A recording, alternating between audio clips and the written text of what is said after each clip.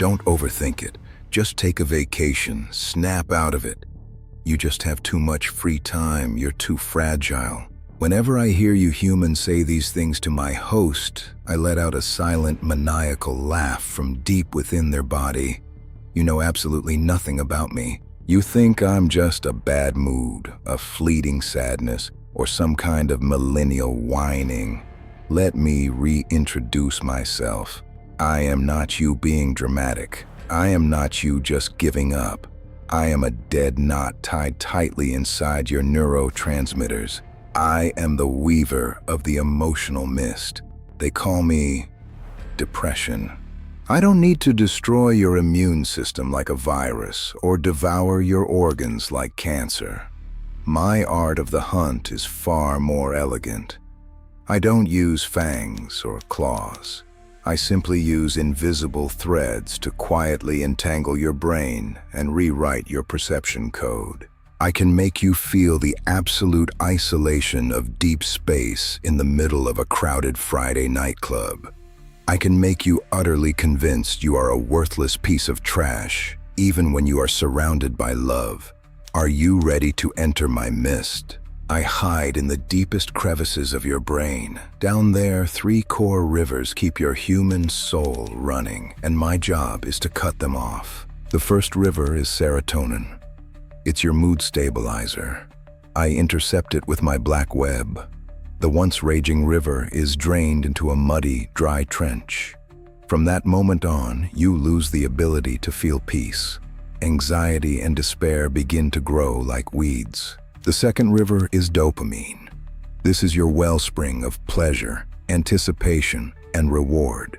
I cover your dopamine receptors with a thick, cold layer of dust. Suddenly, your favorite deep dish pizza tastes like cardboard. That video game you've been waiting for becomes nothing but boring, flashing pixels.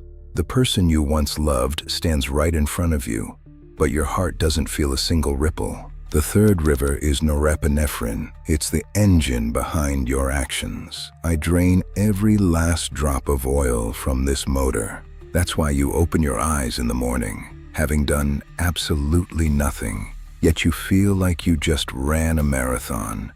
You collapse on the couch, lacking even the strength to lift a finger and grab the remote. This isn't you lacking mental toughness, and it isn't you being lazy. It is me casting a heavy fog over your neural pathways, severing every single signal of joy.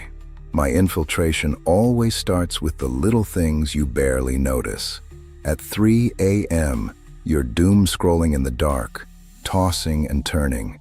You think it's just insomnia? No, I've already quietly hijacked your melatonin. My favorite trick. I call it the 3-step suffocation. Step 1, I strip away your emotions. Take Alex, a software engineer in Seattle. He just survived a hellish week of overtime and successfully launched his project. But sitting in front of his monitors, he feels nothing but dead silence. I wrap all your happiness tightly inside a cold, wet blanket. You try to laugh, try to feel warmth, but through this heavy, damp layer, you feel absolutely nothing. You think it's just burnout, but this blanket is only going to get heavier. Step 2, when you try to fight back, I drag your physical body down with you. Sarah, a new mom in Ohio, knows this all too well. The baby monitor blinks red in the dead of night. She starts getting insomnia, heart palpitations, feeling like she's having a heart attack. She rushes to the ER, gets an EKG, does blood work. The result? Completely normal. The doctor shrugs and says, "It's just stress, go home and get some sleep." They don't know that I've already tied her autonomic nervous system into a suffocating knot. That crushing weight on her chest, those panic attacks, those are the physical tortures I custom made for her. But my most venomous weapon is step 3. I hack your cognition. This is my true masterpiece. I directly take over your inner monologue. Chloe, a 16-year-old straight-A student, gets 1 B on a test. She locks herself in her room and rips her SAT prep books to shreds. Sarah looks at the crib and the only voice in her head says, "I don't deserve to be a mother. I am defective. I will magnify your failures infinitely and twist how others react to you. Until one day, you stand by the window of your high-rise apartment in New York, looking at the traffic below, and a thought pops into your head. If I jump, would it finally be quiet? You think that's you talking?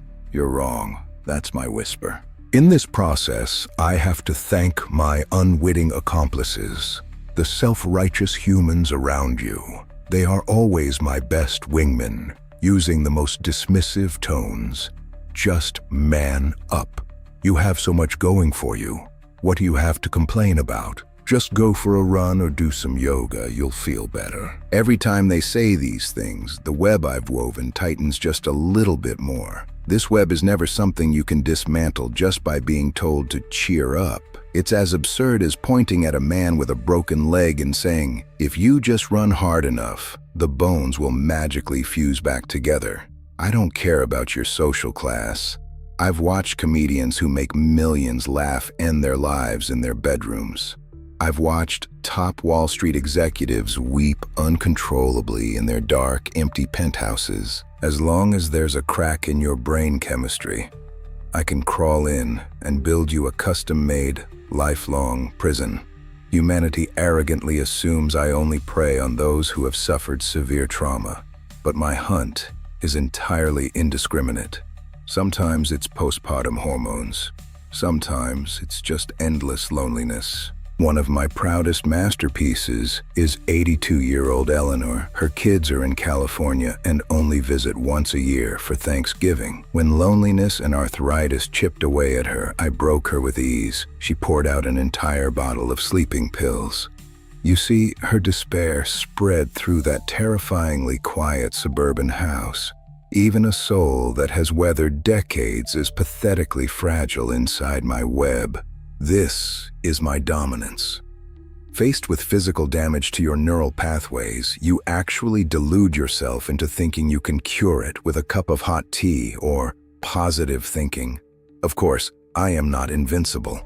This is the chapter I despise the most. There are always stubborn humans who find ways to ruin my masterpiece. Alex's partner, Emma, noticed he wasn't right and dragged him to a psychiatrist. The doctor handed him a prescription and told him something that enraged me. These aren't happy pills. This is a fan to blow away the fog in your brain. The first 2 weeks on medication are when I fight back the hardest. I make him dizzy, give him insomnia, double his anxiety. I try to force him to quit, but the doctor saw through my trick and said, "This is the medicine fighting the demon inside you. Give it time." He waited a month.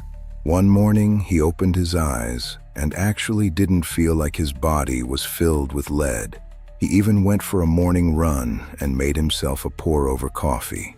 That was the first time I tasted defeat inside his serotonin. My mist was blown away by that damn fan. If medication is the fan that blows me away, then human connection is the blazing sun that burns me to ashes. What I fear most is when you stop fighting alone.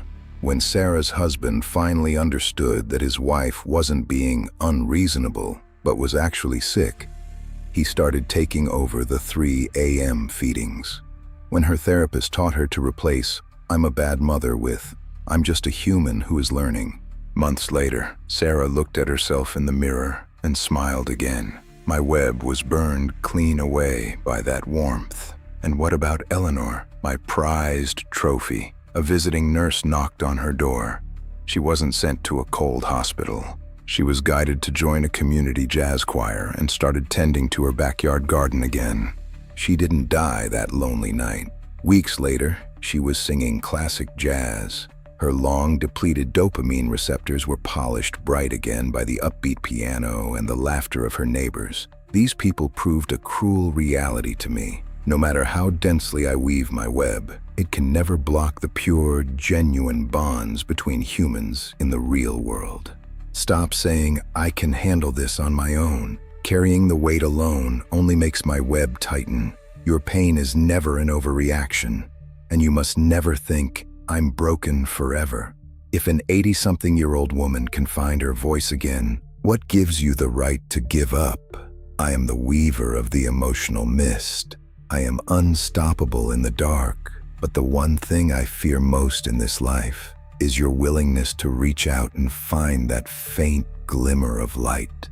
Next time you feel the fog thickening around you, stop trying to survive it alone. Try saying just one sentence: I need help. Someone will come with a lantern, part the heavy mist, and light the path for you to tear down the web. Every cry for help is an act of profound courage. If you or someone you care about are navigating through the fog, please share this video with them. Seek help from a professional doctor or mental health therapist. You are not alone.